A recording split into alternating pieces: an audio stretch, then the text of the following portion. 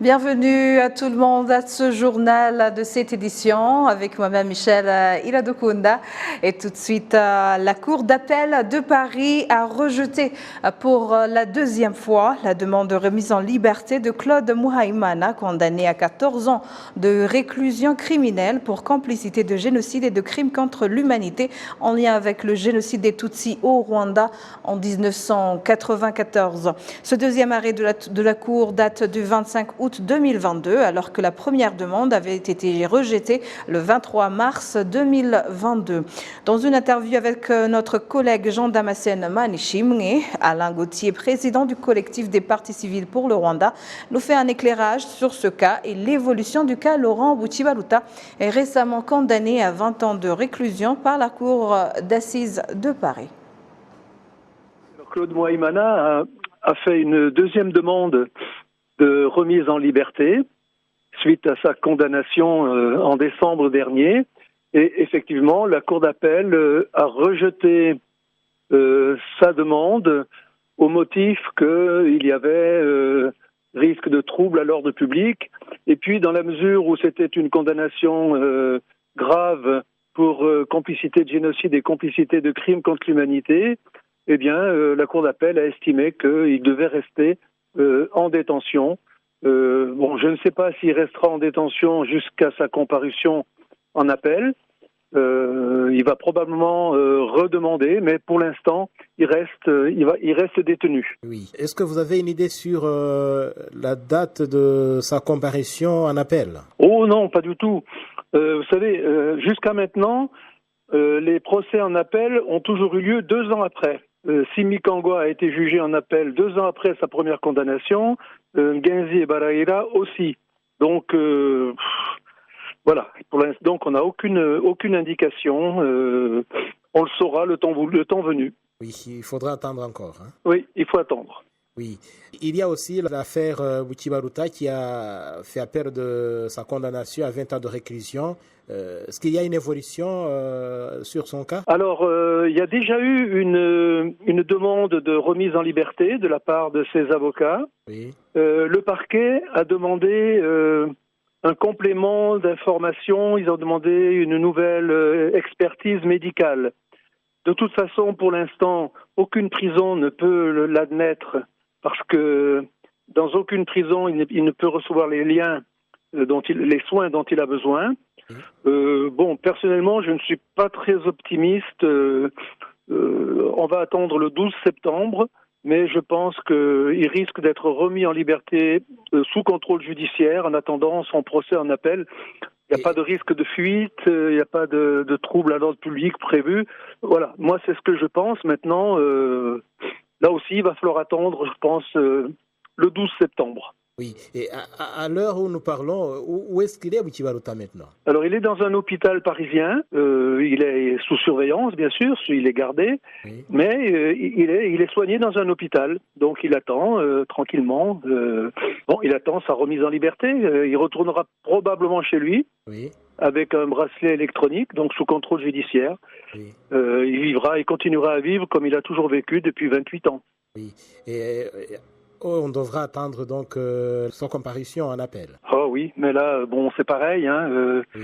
Si on s'en tient à notre expérience ces 2 ans, est-ce que la justice française va accélérer les choses? Je ne sais pas.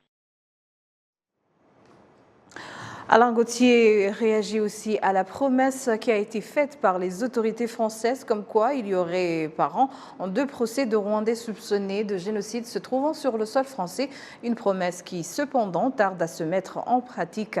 Il fait également le point sur le combat que mène le collectif des partis civils pour le Rwanda contre la culture de l'impunité. Pour l'instant, il n'est pas question, oui, c'est ce qu'on nous a annoncé, mais pour l'instant, il n'y aura pas 2 procès par an. Cette année, il n'y en aura pas 2, puisque le prochain procès n'est prévu qu'au mois de mai 2023, et ce sera le procès de Philippe Ategekimana, un gendarme de Nyanza. Donc, pour l'instant, non, le compte n'y est pas. Mais de toute façon, même s'il devait y avoir 2 procès par an, il faut prévoir aussi les procès en appel. Oui. Donc, voilà. Ça va prendre des années et des années. Et oui, comme je le répète, le retard ne se rattrapera jamais. Il y a toute une liste des présumés génocidaires qui sont sur le sol français.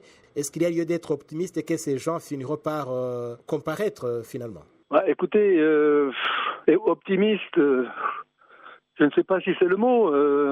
Je pense qu'il faut surtout être réaliste. Oui. Au mois de mai prochain, il y aura le procès Philippe Ateguekimana, Philippe Magnier.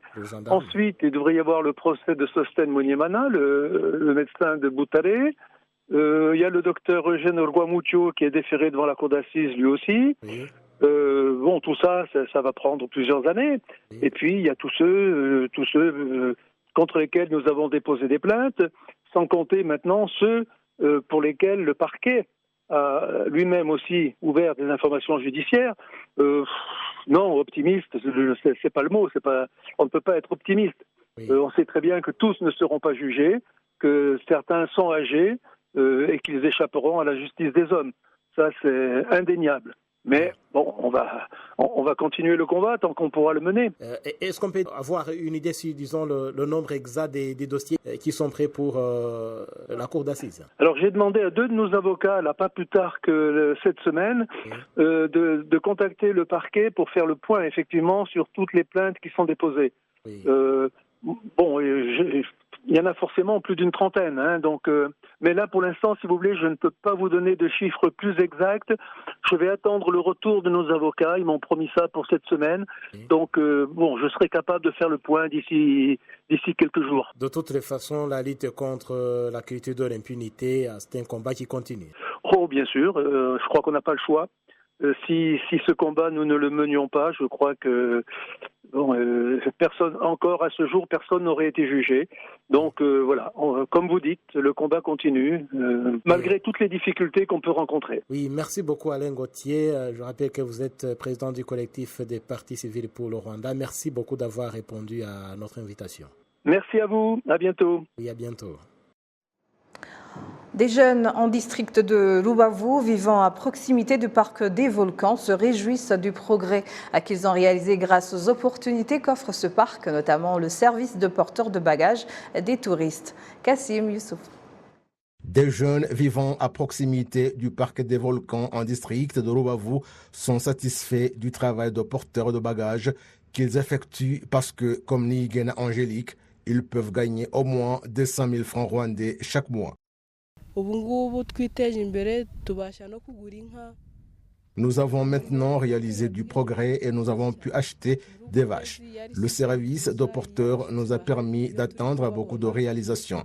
Ce mois-ci, c'était une bonne saison. Lorsque des visiteurs sont là, quand nous les voyons, je peux gagner plus ou moins $200. Du côté de Wugeshi, le service de porteur des bagages des touristes au parc des volcans pourvoit à la subsistance des 38 jeunes, dont 17 femmes.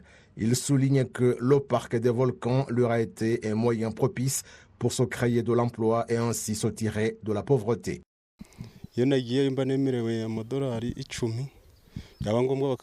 Lorsque j'y vais, j'ai droit à $10 ou plus, 20 ou 30 $. Et un peu de mots, j'ai progressé dans la vie et je peux vous montrer ce qu'on m'a donné, un billet de $20.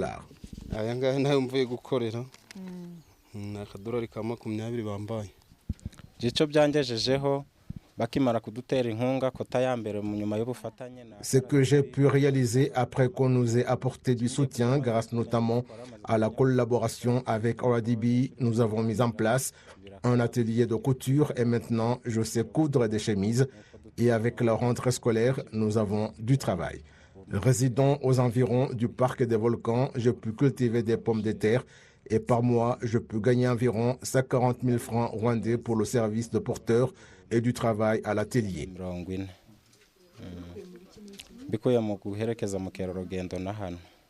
Le président de la coopérative des porteurs au parc des volcans indique que leur travail a permis à tous leurs membres à progresser et à épargner pour l'avenir.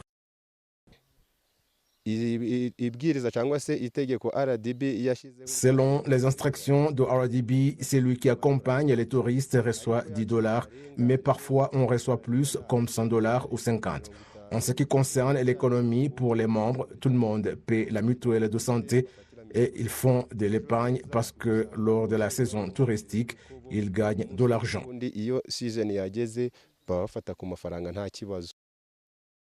Les jeunes membres de cette coopérative opérant aux abords du parc des volcans gagnent de l'argent par le service de porteurs des bagages des touristes et par leur atelier de couture mis en place avec l'appui de l'agence rwandaise de développement RDB. L'association des districts et de la ville de Kigali, en collaboration avec le ministère du Genre et de la Promotion de la Famille, ont lancé ce mercredi 31 août 2022 la troisième phase des stages professionnels dans les organes de base pour les femmes et les filles qui ont terminé les études universitaires. Le ministère du Genre et de la Promotion de la Famille estime que ces stages permettront aux filles et aux femmes d'aborder avec confiance le domaine de la gouvernance beaucoup plus qu'il ne l'était jusqu'à présent. On s'est basé sur une analyse qui a été faite et qui nous a informé que nous avons besoin d'établir un pont entre la formation académique et l'emploi. Et puis, l'analyse nous a montré aussi que nous avons besoin d'un nombre de filles au niveau local qui inspirent les autres filles qui sont à l'école, bien qui vivent déjà dans la communauté. Troisièmement, cette analyse nous a montré que nous avons besoin d'augmenter le nombre de filles et femmes qui sont dans les instances locales. Alors, c'est ainsi qu'on a forgé pour avoir cette opportunité d'offrir des opportunités à un nombre de graduants pour avoir un stage professionnel qui sert justement à servir de pont entre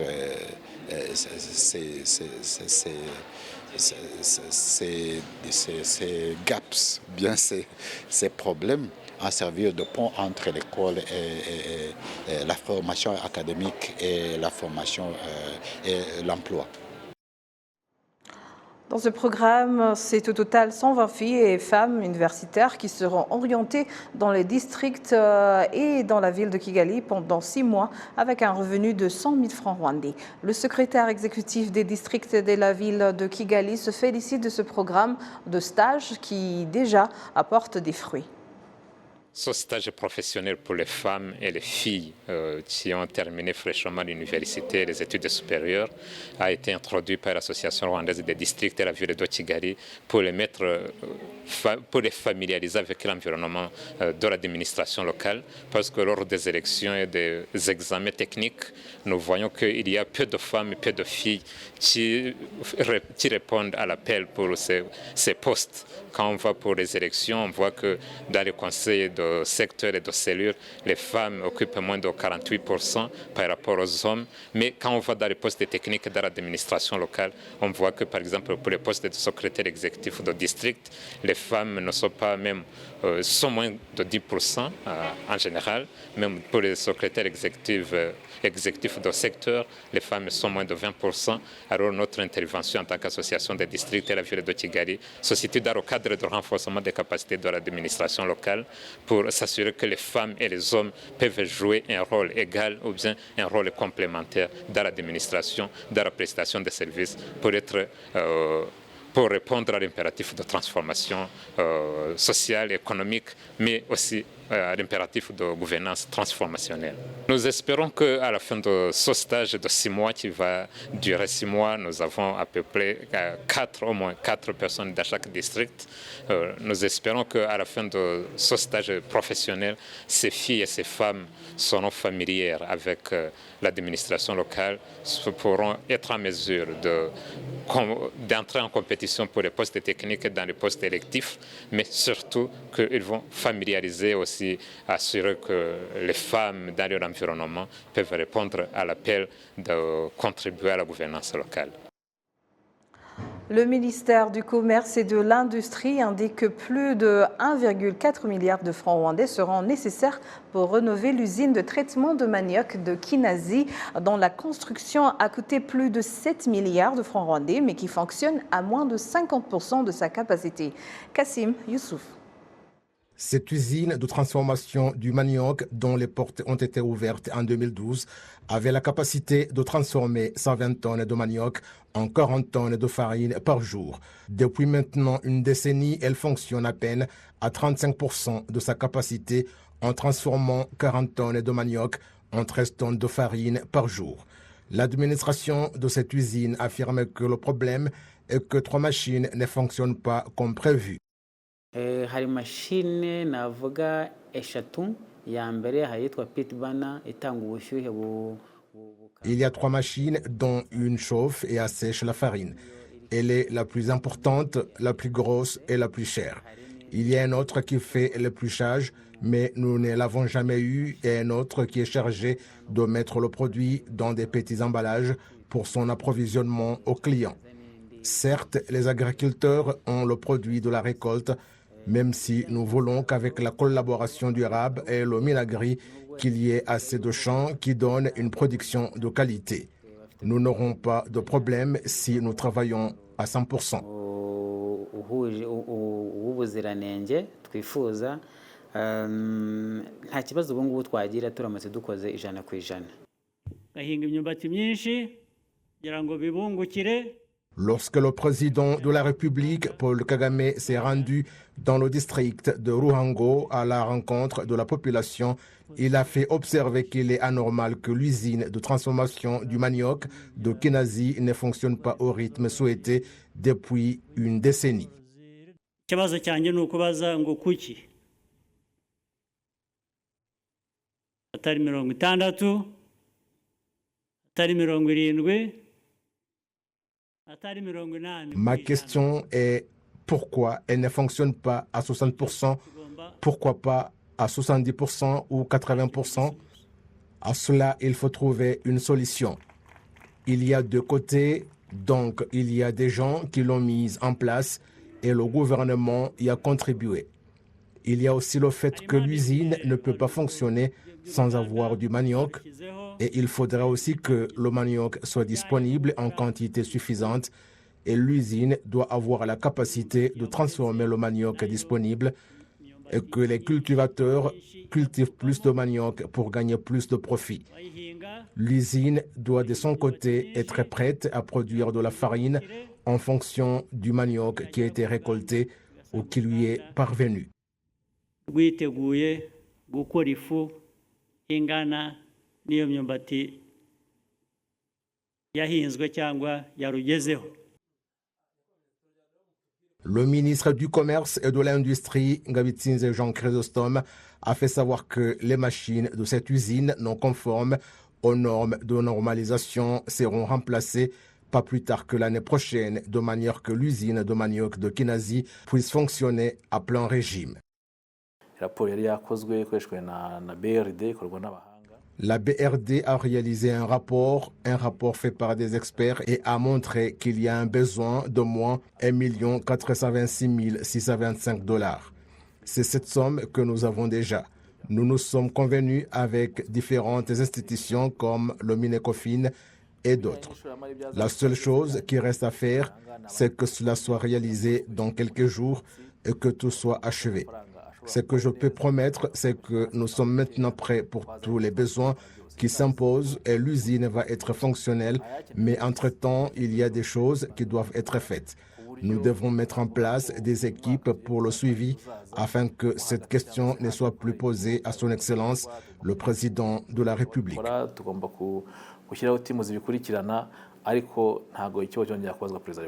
La direction du district de Ruhango où se trouve l'usine indique que la production de manioc a doublé puisqu'elle est passée de 204 000 tonnes à 400 000 tonnes. L'usine de transformation du manioc de Kinazi représente actuellement un actif d'environ 7 milliards de francs rwandais. Les médecins spécialistes en urologie indiquent que le cancer du pénis et de la prostate sont les plus fréquents parmi les cancers qui affectent les hommes.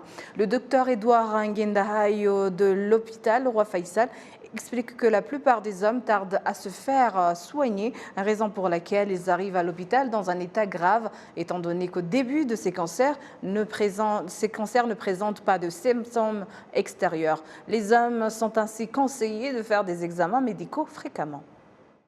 Le cancer de la prostate, il peut facilement être détecté si les gens visitent l'urologue à 45 à 50 ans, qu'ils bénéficient d'un examen clinique et d'un seul test de sang qu'on appelle le PSA ou l'antigène spécifique de la prostate. Et comme ça, à partir de là, le client prend un programme régulier de voir l'urologue. Comme ça, le test est répété pour que le cancer puisse être détecté à temps. Sinon, si vous attendez les signes cliniques, c'est-à-dire que la maladie est avancée et que le traitement dont vous bénéficiez peut ne pas donner de bons résultats. Le deuxième cancer plus prédominant, c'est le cancer du pénis. Le cancer du pénis, je parle du Rwanda, du contexte rwandais, il peut être prévenu aussi, surtout par les mesures d'hygiène. Le sexe masculin doit être nettoyé chaque fois qu'on nettoie le corps. Si on se lave tous les jours, il faut que le sexe soit aussi nettoyé, jusqu'à exposer la tête. Quand vous ne pouvez pas exposer la tête du pénis, qu'on appelle le gland du pénis, on vous conseille de faire une concision, et cette circoncision est protective seulement quand il est fait. La circoncision est préventive seulement quand elle est faite avant l'âge de la puberté. Au-delà, le risque est le même que celui qui ne fait pas la circoncision. Voilà. Et ce qui est très important, une petite lésion, une petite plaie, une petite nodule sur le pénis, il faut consulter. Il ne faut pas perdre du temps dans les centres de santé, et le personnel soignant devrait aussi avoir cette information que le transfert devrait se faire dans les plus brefs délais. Les signes cliniques du cancer de la prostate, au stade où le cancer peut être traité, opéré et guéri, il n'y en a pas. Les signes cliniques viennent quand la maladie avance. Vous pouvez avoir les symptômes urinaires, vous devez forcer pour passer les urines, vous urinez plusieurs fois la nuit et la journée, et vous avez envie d'uriner, mais vous sentez que vous ne pouvez pas vider la vessie. D'autres signes qui ne sont pas les signes urinaires, vous pouvez avoir du sang dans les urines quand la maladie est avancée, et surtout avoir les douleurs dans les os, surtout les os de la colonne lombaire, si la maladie a atteint les os. Parce que le cancer de la prostate métastase surtout dans les os de la colonne, mais aussi il peut attaquer les autres os et les organes internes. Donc, les symptômes urinaires, l'hématurie, c'est-à-dire le sang dans les urines, et les douleurs des os caractérisent une maladie avancée du cancer de la prostate. Il ne faut pas les attendre. Le cancer du pénis, lui, il devrait être détecté très facilement parce que le pénis est à l'extérieur. C'est un organe que tout le monde voit, que chaque individu voit tous les jours. Donc, il peut, dans la plupart du temps, il commence par une petite lésion, donc une petite plaie, ou bien une petite nodule à l'intérieur de la peau, ce qu'on appelle le prépuce, qui, avec le temps, grandit et devient une plaie, comme une plaie c'est comme une bougie qui est en train de fondre. Donc, le pénis peut fondre comme ce micro jusqu'à ce que, voilà, tout l'organe disparaît. Donc, il ne faut pas attendre une petite plaie, une petite nodule, une sensation, ou même un écoulement qui vient de l'urètre. Il faut consulter. Certains patients dont les maladies durent pendant longtemps disent que le respect de la prise des médicaments prescrits ne leur est pas facile et souhaitent qu'on leur prescrive des médicaments dont la date de péremption est éloignée et qui n'entravent pas leur quotidien et la cohabitation avec les autres. Kassim Youssouf. Avant 2010, l'on prescrivait aux personnes infectées par le VIH-Sida 2 ou 3 comprimés antirétroviraux par jour. Actuellement, on leur prescrit un comprimé par jour et ils estiment qu'ils sont soulagés parce qu'avant, ils devaient toujours faire très attention pour ne pas oublier ou en consommer plus. Les patients estiment toutefois que la prise quotidienne de médicaments n'est pas facile pour tout le monde et c'est pour cette raison qu'ils demandent aux organes concernés à réfléchir sur comment introduire des médicaments à dose unique pour une période donnée. Des observateurs du quotidien des personnes infectées au VIH-Sida indiquent qu'il y a ceux qui souffrent de la dépression parce qu'ils ont peur de la prise quotidienne des médicaments et pendant toute leur vie, ajoutant que si les organes sanitaires les approchent, ils arrivent à comprendre et à les prendre sans problème.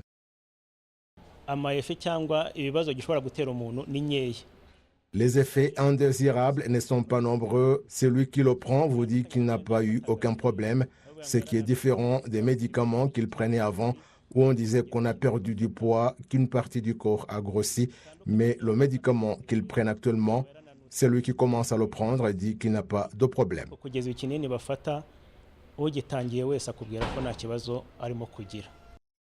Le département en charge de la lutte contre le VIH-Sida au Centre biomédical du Rwanda RBC indique que jusqu'à présent, l'Organisation mondiale de la santé n'a pas encore mis en place de médicaments à utiliser pendant plus de 24 heures et que si jamais de tels médicaments sont mis en circulation, le Rwanda adoptera très rapidement ce programme.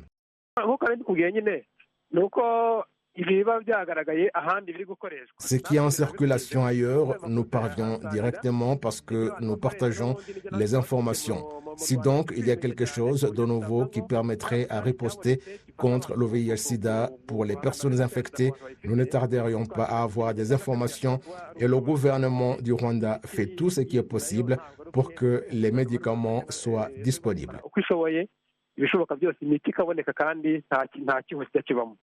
Le Centre biomédical du Rwanda indique que lorsqu'une personne infectée au VIH-Sida affiche une bonne conduite et la bonne volonté de prendre soin d'elle-même, on lui prescrit après 6 mois des médicaments qu'il va prendre pendant un certain temps afin de réduire le temps et le déplacement qu'on effectue pour aller les récupérer à l'hôpital.